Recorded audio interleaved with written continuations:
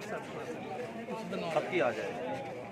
नमस्कार, मैं हूं निरंजन पासवान। आप देख रहे हैं जहां रामविलास पासवान जी का पार्थिव शरीर रखा गया है, वही मकान है जहां पर रामविलास पासवान दिल्ली से चलते थे तो और पटना में जब आते थे इसी आवास पर रहते थे। और जो जन समर्थक धीरे धीरे 7 बजे से लगातार बढ़ रही है, जैन सलाब जो उम्र है बिहार से, बिहार की धरती और पूरे भारत के अन्य प्रदेश से, यहाँ पर हमारे इंजीनियर अजय यादव जी हैं जो यहाँ पर आए हुए हैं। सब कोई का एक चाहत है कि एक झलक कैसे रामविलास पासवान को देखा जाए, ताकि उनके चाहने वाले और दलितों का राम, पूरे भारत की एक ऐसी छवि नेता जिन्होंने भारत के जिस मंत्रालय को उन्होंने अपनाया उसको एक बेहतर संकल्प दिया है, एक बेहतर अच्छी दिया है। तो यहाँ पर इंजीनियर अजय यादव जी अगर हम मौजूद हैं। सर, रामविलास पासवान के बारे में सर आप कुछ जरा कैसा उनका छवि रहा? सर, आप लोग राजनीतिक से शुरू से ही रहे हैं सर।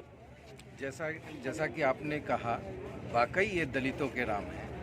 और ऐसा व्यक्तित्व और कृतित्व का व्यक्ति, एक मुहावरा है कि हजारों साल नरगिस अपनी बेनूरी पे रोता है, हजारों साल नरगिस अपनी बेनूरी पे रोता है, बहुत मुश्किल से होता है चमन में दीदावर पैदा।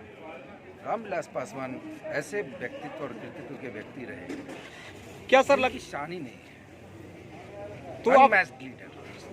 तो ये कह रहे, सीधा कह रहे कि रामविलास पासवान एक ऐसे भारत के सितारे थे ताकि ऐसे दशक में आने वाला कोई भरपाई नहीं कर पाएगा, क्योंकि हर समाज को लेकर, एक हर वंचित वर्गों, शोषित लोगों, सबकी आवाज बनकर जो बिहार से लेकर दिल्ली तक किसी भी तरह के कार्य होते थे वो वहाँ पर अपने पास रखने के और उनके काम हो जाते थे। खास करके दलितों, वंचितों, अकलियतों के लिए काम करने वाले लोग, मंडल कमीशन में अग्रणी भूमिका निभाने वाले लोग रामविलास पासवान को हमेशा हमेशा के लिए अपने दिल में बसा के रखेंगे। आज जितने लोग यहाँ आए हुए हैं, जन सैलाब यहाँ होगा, इस जन सैलाब को देखने से आपको लगता होगा कि यह पार्टी लाइन से हट करके मैं किसी दूसरे पार्टी का राष्ट्रीय प्रवक्ता हूँ, हिंदुस्तानी आवाम मोर्चा का राष्ट्रीय महासचिव। बावजूद इसके आज मैं अपने नेता को अंतिम विदाई देने के लिए इस धूप में खड़ा हूँ। और मुझे लगता है कि ऐसा व्यक्ति शायद अब इस देश में पैदा होगा।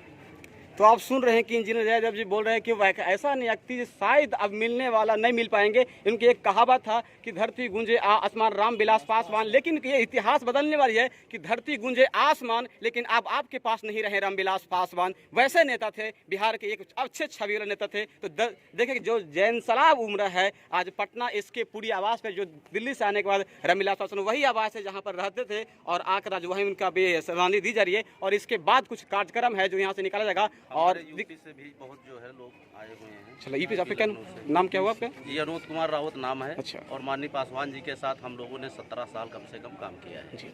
लेकिन किसी कारण बस वही SC ST और आरक्षण को लेकर हमने रिजाइन कर दिया था। करीब करीब 8 साल लखनऊ जिला अध्यक्ष रहे अनूप कुमार रावत।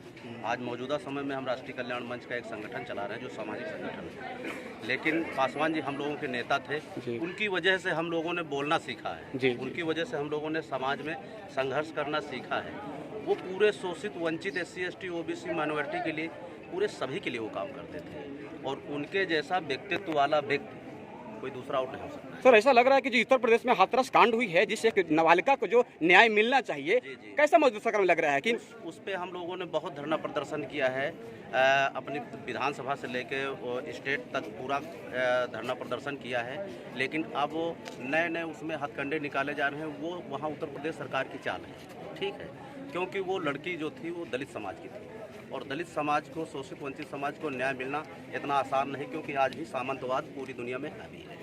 तो ये साफ जाहिर होता है कि जो कल के जो राम थे, आज के राम में बहुत डिफरेंट है। ऐसे में रामविलास पासवान दलितों के राम कहे जाने वाले, एक सबके पुरुषोत्तम राम, जिन्होंने सबको पुरुषोत्तम जैसे राम बने रामविलास पासवान, उन्होंने हर दलितों को अपनी आवाज़ बनकर उन स्तरों तक पहुंचाने का काम किया। आज वही उनके आवाज़ पर काफ़ी जैन सैलाब उमड़ा है। ये धीरे धीरे ऐसा लग रहा है कि 12-1 बजे तक ये जैन सैलाब ऐसा पूरे पटना में भर जाएंगे, ताकि चप्पे चप्पे लाखों संख्या में लोग पहुँचे। दर्शक